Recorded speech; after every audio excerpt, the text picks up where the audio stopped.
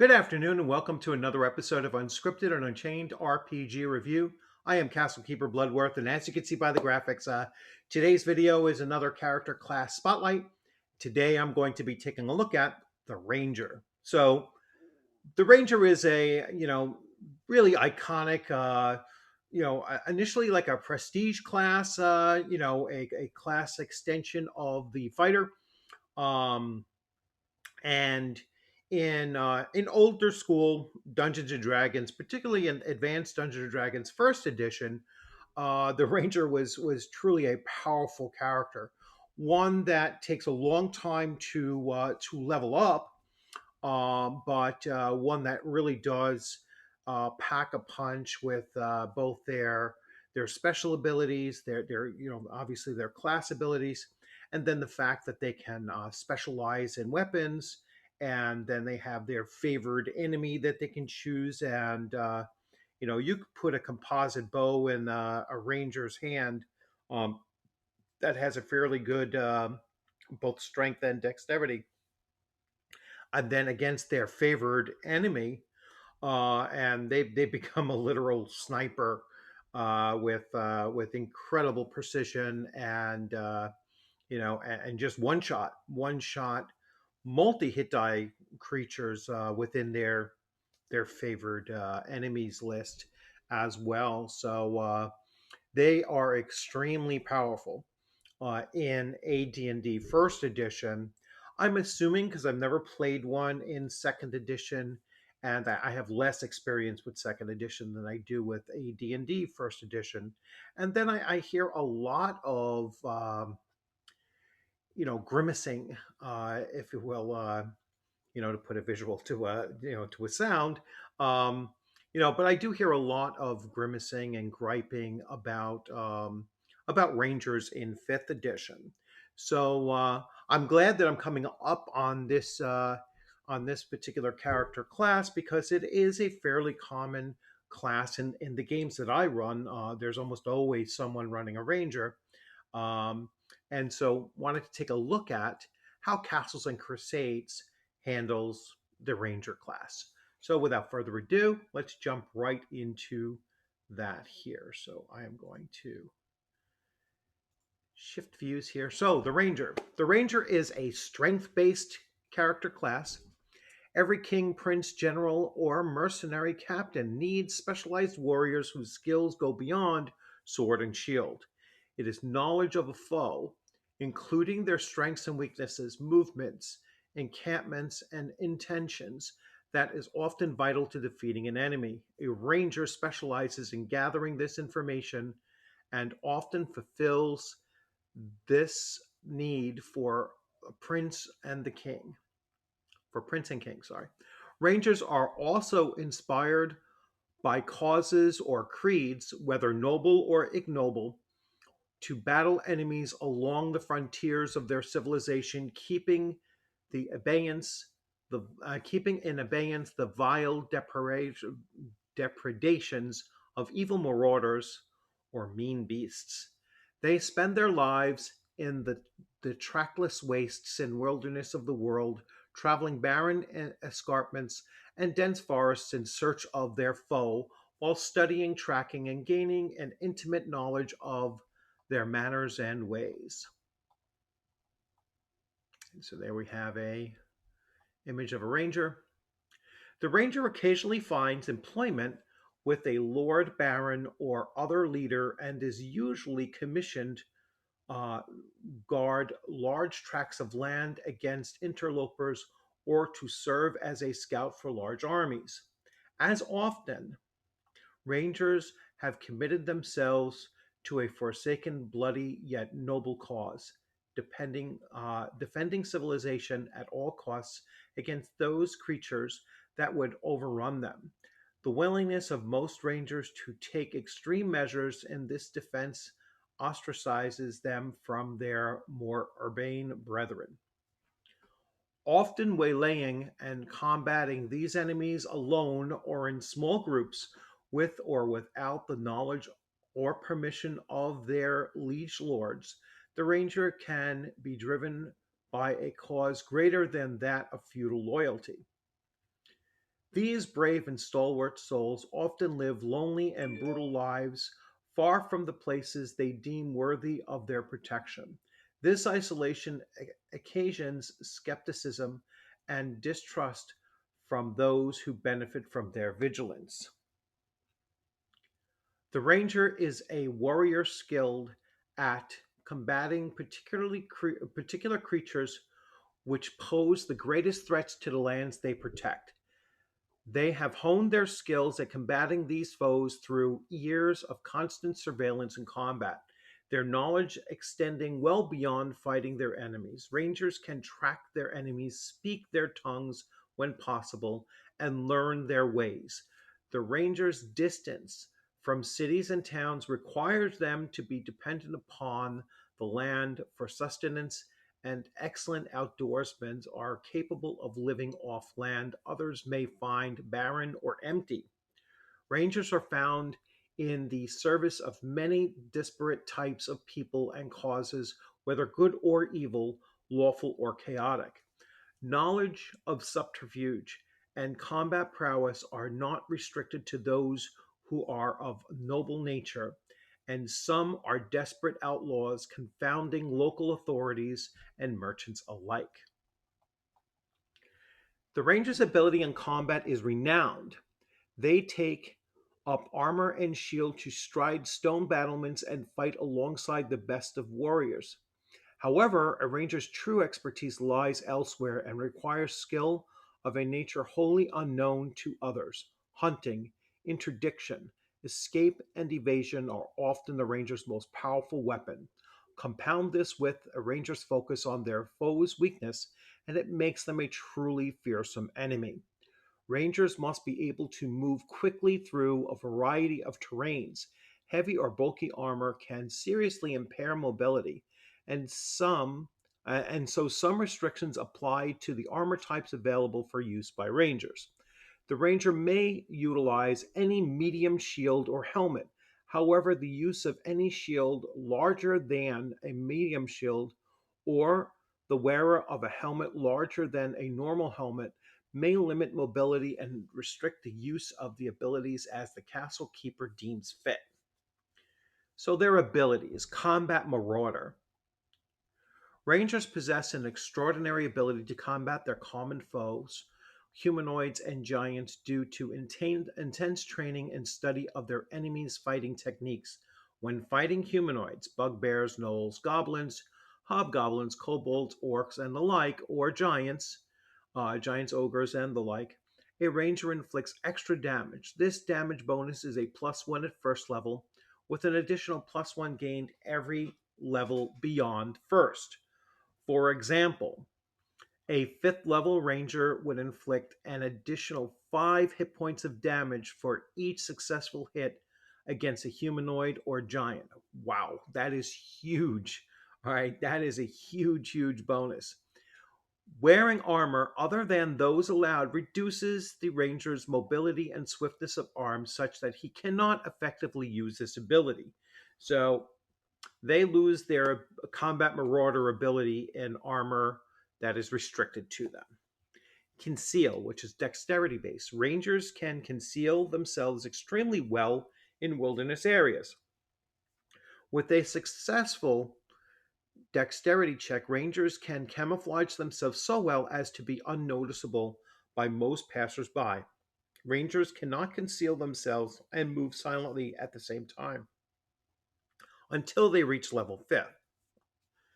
At this level and beyond, a ranger can attempt both, but must make a successful conceal and move silent check at -5.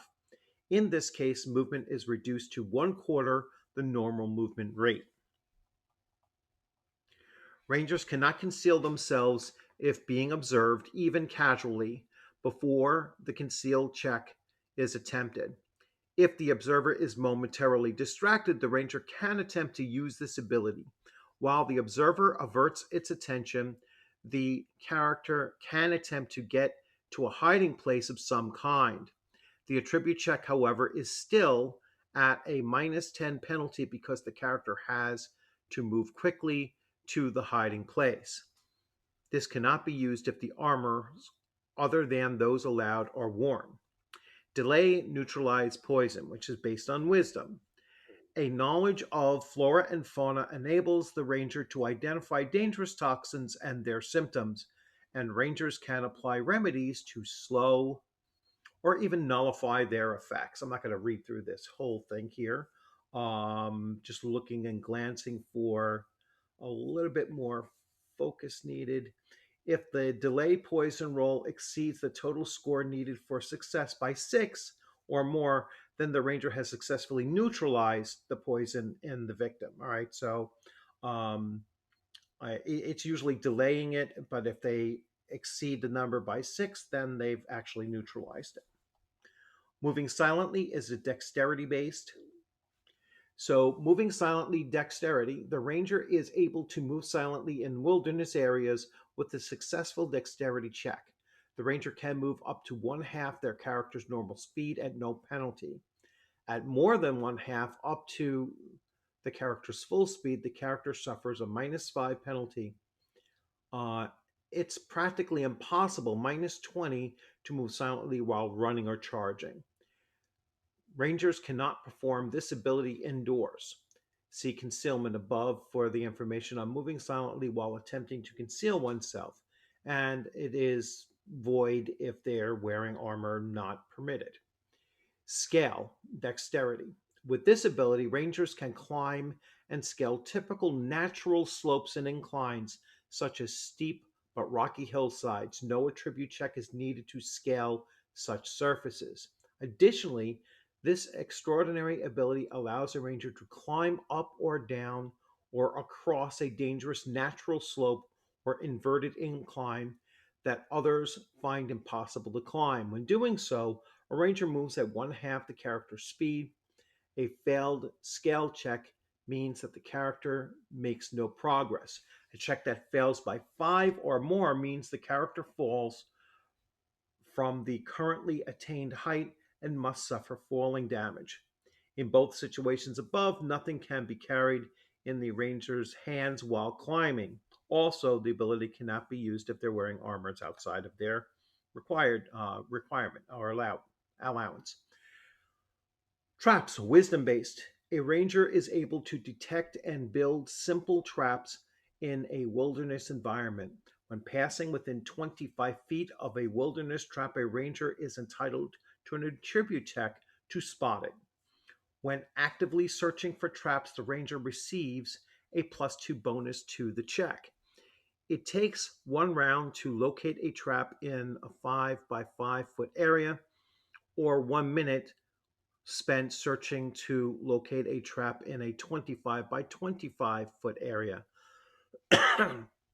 The ranger cannot find magic traps with this ability. A ranger can set simple traps in the wilderness environment. These include snares, pit traps, and small devices. Rangers cannot set complicated mechanical traps such as those found on treasure chests or on doorways. On a successful traps check, the ranger successfully builds and conceals a snare or pit trap. Snares can capture and hold creatures for up to medium height, and pit traps can be dug to deliver 1d4 points of damage. Half that the creatures falling in it makes a successful saving throw. Rangers can also disable simple wilderness traps, or they of any type that they can build with little or no effort. No traps check needed to be made to do this. Survival wisdom. In wilderness environments, the character can find shelter, food, and water for themselves, start a fire, and determine direction. As long as adequate food, water, and shelter sources are present in the environment, the ranger can find food, water, and shelter without the need of an attribute check. Also, a ranger can set a fire in a 1d10 minutes by natural means as long as the needed materials are available. A ranger also can determine true north in relation to the character as long as he or she is in the wilderness environment. Okay. A ranger can also provide decent food and water for several people without the need of an attribute check unless it is large number of people. The ranger must spend 8 hours hunting and gathering to produce enough food and water to feed 2 to 8 people for a day. If the ranger wishes to feed or shelter a larger group of people, then the die indicates a successful wisdom check is necessary. If successful, the ranger must spend an additional 8 hours gathering food to feed and water an additional 2 to 8 people. This additional effort allows the ranger to gather food and water for up to 4 to 16 creatures. The ranger can only hunt and forage for food twice per day. All right, so well, they could spend 16 hours just searching for food and water, which is pretty extreme. Tracking is wisdom based. The ranger can successfully track any creature in a wilderness setting that leaves a discernible trace. They also can determine characteristics about the creature being tracked. With a successful wisdom check, the ranger can find and follow a creature's tracks or trail for 5 hours. The ranger can also hide tracks at the same level of ability. When tracking or hiding tracks from humanoids or giants, the ranger receives a +2 bonus to the attribute check. The castle keeper may also apply bonuses or penalties for varying conditions, such as the length of time elapsed since the tracks were made, weather conditions, the number of creatures tracked, and so on and so forth. I'm not going to get into too much of this detail here. At third level, a ranger can ascertain distinguishing characteristics about the creature tracked, such as whether they are wounded, exhausted, carrying heavy objects, or wearing certain armor. At fifth level, they can identify the specific type of creatures being tracked belonging to one of the following categories and with which the ranger had some interaction with. They can tell if they're beasts, fae, giants, humanoids, plants, or vermin. Favored enemy. At sixth level, a ranger chooses one specific type of creature as a favorite enemy. For example, a ranger might choose goblin, or gnoll, or hill giant. The castle keeper should require the player to choose an enemy that is consistent with the past, history, and storylines involving the character, ideally a type of creature that the character has encountered and fought on several occasions in the past. Knowledge of the favorite enemy confers numerous bonuses to the ranger's ability checks. When combating a favorite enemy, the ranger gains an additional combat bonus due to an advanced fighting style developed through the experience of repeated fighting against this type of creature. The ranger gains a +2 to hit against a favorite enemy. The ranger also receives a +2 to armor class when fighting a favorite enemy. Further, when tracking a favorite enemy, the ranger receives a +2 bonus to the tracking check. The ranger also has to able to neutralize poisons of the favorite enemies, whether manufactured or natural. So that's pretty cool. Whether manufactured, so if like let's say the ranger's favorite enemy is an orc, um, they are going to get a bonus +2 to neutralize the poison uh, just because it's being utilized by an orc, which is pretty cool.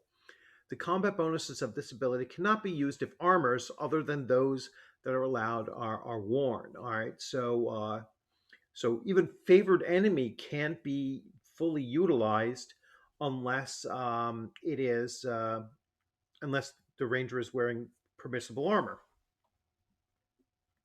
And here we go. So the prime attribute is strength, which I'm kind of confused about, to be perfectly honest with you, because I saw a lot of wisdom here. All right, and dexterity, and very little on strength. So I'm a little bit confused about that. I will admit. So if you're playing a human ranger, you definitely want to have, um, or any kind of character, race, combination with Ranger, I would definitely say that you want to have Wisdom as one of your other primes.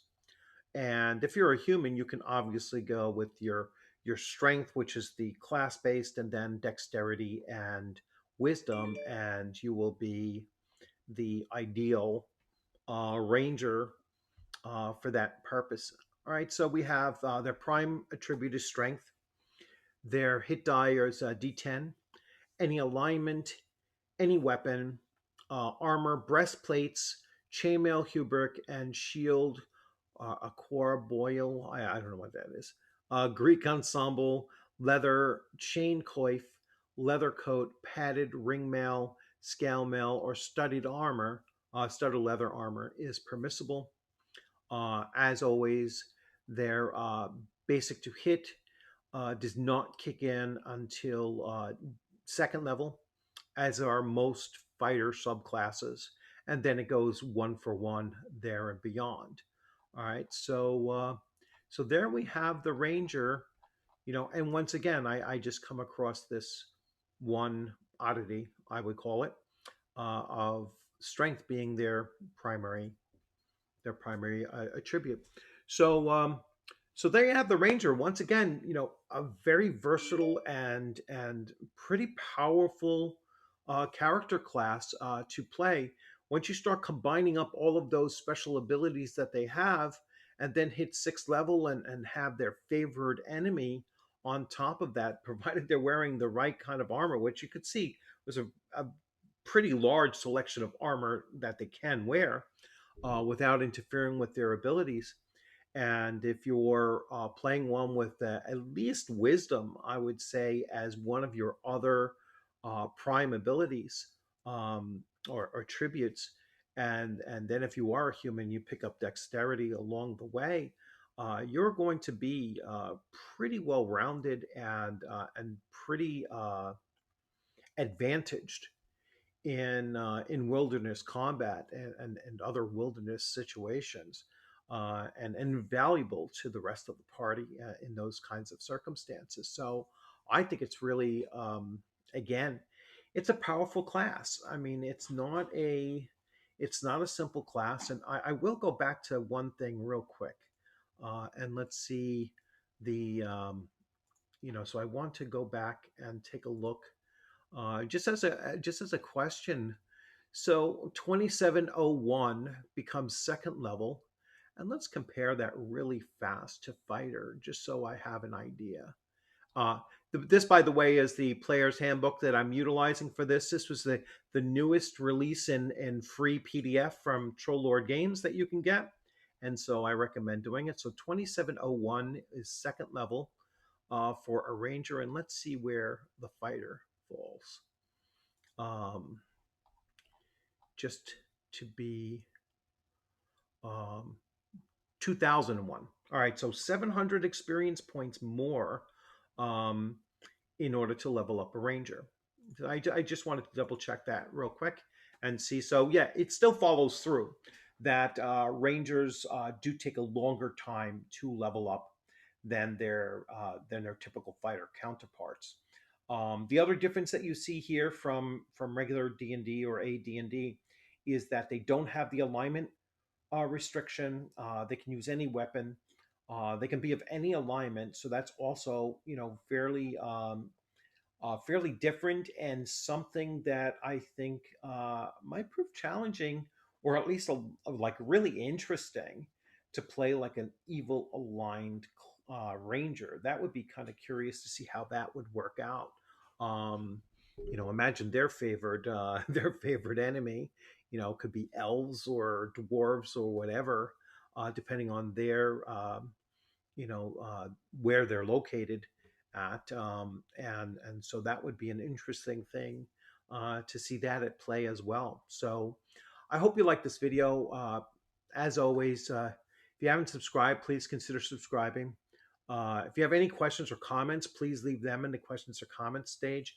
In the section. I mean, especially if someone from Troll Lords wants to come in and talk about and explain why Rangers are strength based rather than either wisdom or dexterity. So that's something, and I'll shoot over a on Twitter uh, a question along those lines as well, and see why that seems to be, somewhat disconnected from what the class is really looking to do. So I have a feeling it'll be, we just didn't want to make it so slanted towards one particular thing. But anyway, it just struck me as being odd. So anyway, as always, keep on playing the games out there. I look forward to seeing you on a gaming screen sometime soon.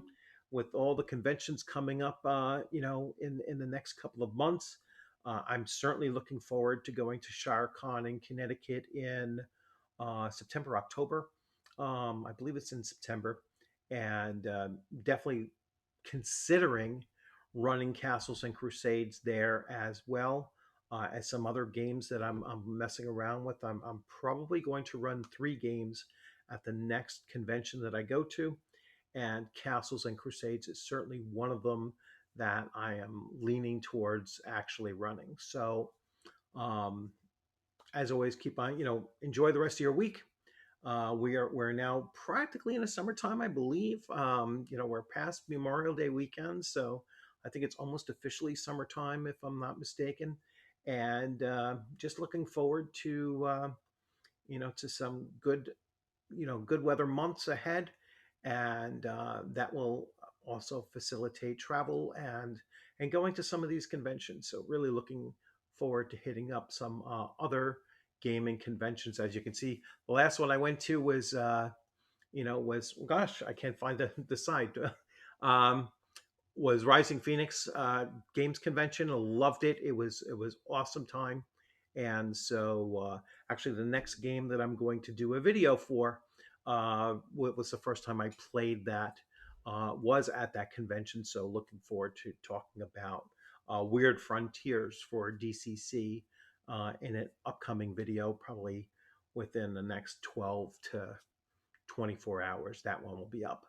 All right. Have a great day. Take care.